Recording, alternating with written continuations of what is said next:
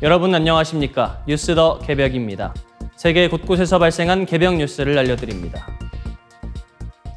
인간의 수명이 이론적으로 156세에 이를 수 있다는 연구 결과가 나왔습니다. 다만 이 156세는 특정 개인이 도달할 수 있는 최대 수명이라기보다 다른 노화 요인을 모두 제거했을 때 체세포 돌연변이만으로 계산한 이론적 중위수명입니다.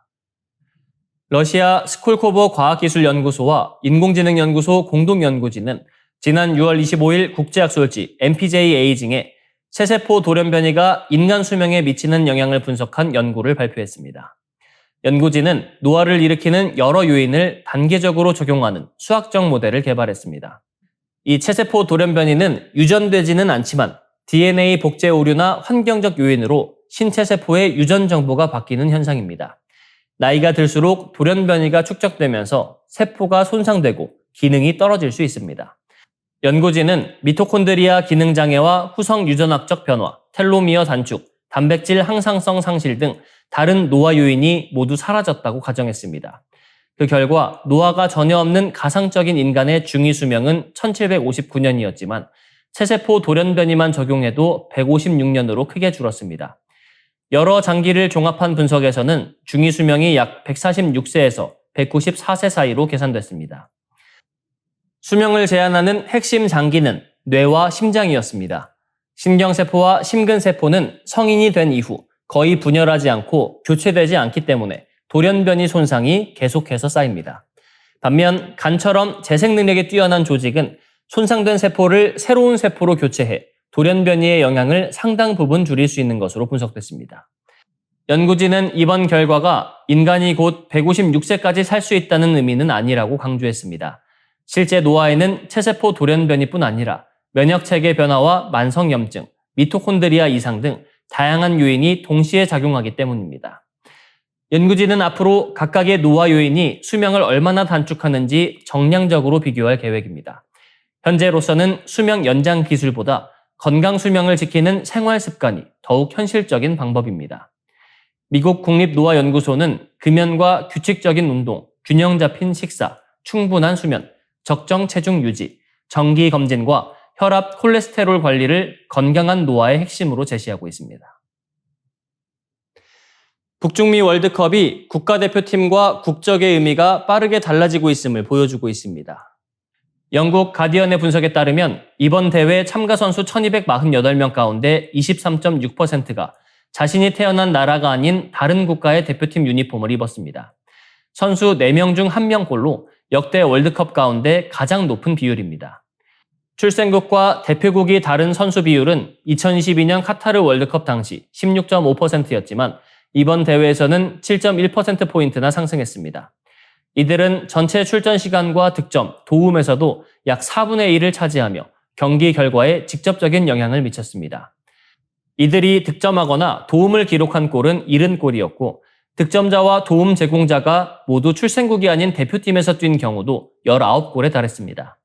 이 같은 변화를 상징하는 선수는 영국에서 태어난 프랑스 대표팀의 마이클 올리세입니다.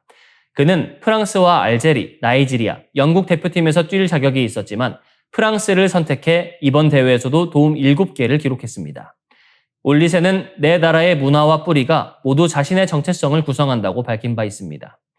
콜롬비아 출신 멕시코 공격수 훌리안 키뇨네스는 개막전부터 득점하며 멕시코 공격을 이끌었습니다.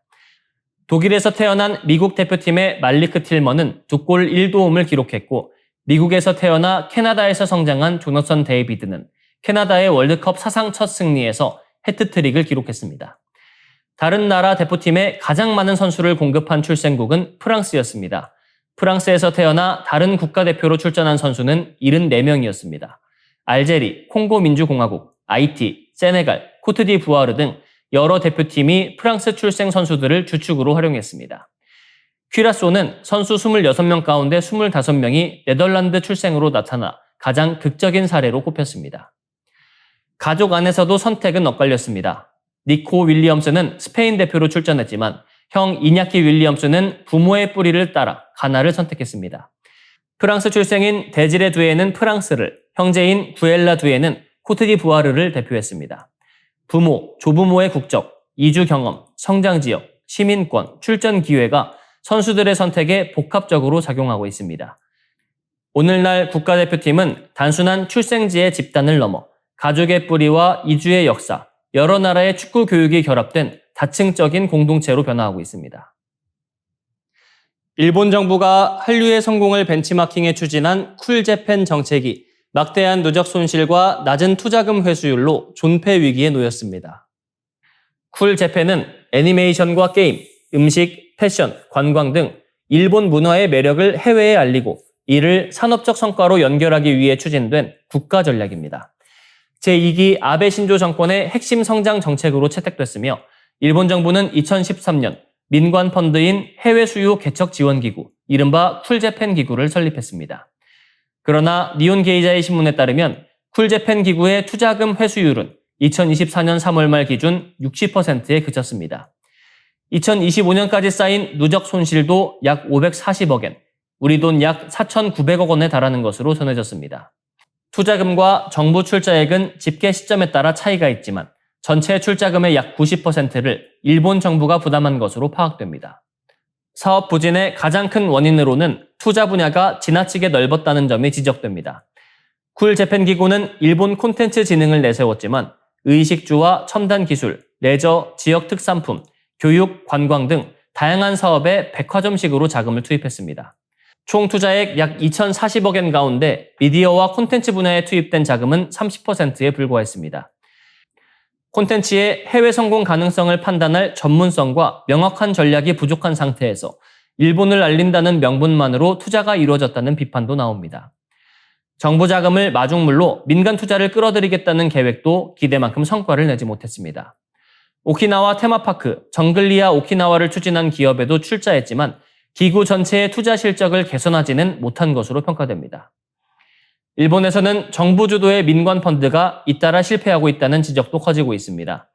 농수산물 가공과 유통을 지원하기 위해 2013년 설립된 농림어업 성장 산업화 지원기구 A5 역시 낮은 투자금 회수율과 누적 손실을 견디지 못하고 지난 3월 해산했습니다.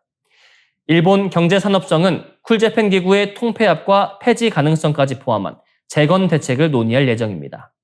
일본 문화 자체의 경쟁력이 부족했다기보다 시장성과 전문성을 충분히 검토하지 않은 정부 주도 투자 방식이 한계를 드러냈다는 분석입니다. 독일 경제가 세계화의 최대 수혜국에서 미중 패권 경쟁의 최대 피해국으로 밀려날 수 있다는 경고가 나오고 있습니다. 수출과 글로벌 공급망에 의존해 성장한 독일의 개방형 경제 구조가 중국의 저가 공세와 미국의 기술 통제, 원자재 공급 불안 앞에서 약점으로 바뀌었다는 분석입니다. 독일은 지난 20여 년 동안 자동차와 기계, 의료장비, 산업용 설비를 세계에 판매하며 제조업 강국의 지위를 유지했습니다. 특히 중국은 독일산 자동차와 기계 장비를 대규모로 구매하는 핵심 고객이었습니다. 그러나 중국 기업들이 독일 제품과 비슷한 품질의 제품을 더 낮은 가격에 생산하면서 상황이 달라졌습니다. 중국은 유럽은 물론 제3국 시장에서도 독일 기업과 경쟁하며 자동차와 기계 등 고급 제조업까지 압박하고 있습니다. 전문가들은 이를 두 번째 중국 충격으로 평가합니다. 미국의 기술 통제도 독일 경제에 부담을 키우고 있습니다. 미국이 국가 안보를 이유로 엔트로픽의 최신 생성형 인공지능 모델에 대한 해외 제공을 제한하면서 유럽 기업들은 미국 기업보다 불리한 조건에서 AI 경쟁을 벌이게 됐습니다. 유럽은 AI 응용 서비스에는 강점을 보이지만 대형 언어 모델과 반도체, 데이터 센터 등 핵심 기반은 미국 기업에 크게 의존하고 있습니다. 중국의 히토류 수출 제한 가능성도 독일 자동차와 방산업계를 긴장시키고 있습니다. 이 히토류는 전기차와 무기체계, 전자장비 생산의 필수적인 원료입니다.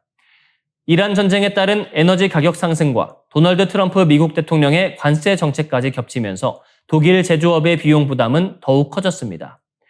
프리드리히 메르츠 독일 총리 정부는 기업 감세와 에너지 가격 인하, 국방 인프라 투자 확대를 추진하고 있습니다. 고령화와 노동력 부족에 대응해 은퇴 연령을 67세에서 70세로 높이는 방안도 제시했습니다. 하지만 독일의 올해 성장률은 1% 이하에 머물 것으로 전망되고 제조업 종사자는 660만 명으로 줄어 10년 만에 최저 수준을 기록했습니다. 전문가들은 독일이 히토류와 부품 공급망을 다변화하고 스타트업 투자를 활성화하며 유럽 자체 AI 기술을 확보해야 한다고 지적합니다. 세계 시장이 독일 제품을 대량으로 구매하던 과거의 성장 방식만으로는 더 이상 경쟁력을 유지하기 어렵다는 경고입니다. 이상으로 뉴스 더 개병 마치겠습니다. 시청해주셔서 고맙습니다.